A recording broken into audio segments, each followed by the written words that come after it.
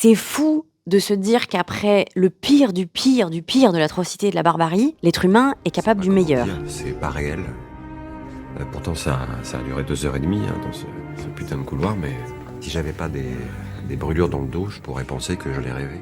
Je pense que pour les spectateurs, voir des gens qui, après avoir vécu ça, ont cette intelligence ultime de se dire: il faut que je te retrouve, il faut que je te retrouve, il faut qu'on se retrouve, il faut qu'on se retrouve. On va se retrouver entre êtres humains et on va faire les trucs les plus archaïques du monde, c'est-à-dire on va parler, on va chanter, on va faire de la musique, on va se prendre dans les bras et on sera là les uns pour les autres. Ça peut parler à tout le monde et ça peut réparer tout le monde, même qui n'a pas vécu ce 13 novembre de manière extrêmement rapprochée, mais ça peut parler à tout le monde. Il n'y a pas grand monde qui peut traiter ça de manière aussi approfondie et de manière aussi humaine. Mais quand je dis humaine, ça veut pas dire on n'édulcore pas la violence, on raconte tout ce qu'il y a à raconter, mais par contre, il y a un très très grand sens de la documentation, du respect, de la concertation des personnes dont on raconte l'histoire. Je ne me voyais pas ne pas aller la voir et lui dire: écoutez, franchement, je voudrais qu'on prenne un café ensemble parce que je voudrais juste me présenter et je voudrais qu'on passe un moment ensemble. Et après, si vous voulez plus qu'on se voit, si vous voulez pas du tout qu'on parle du 13 novembre, il y a aucun problème. Ça, c'est vraiment ce que je lui avais mis dans mon texto. Mais je trouvais ça totalement incongru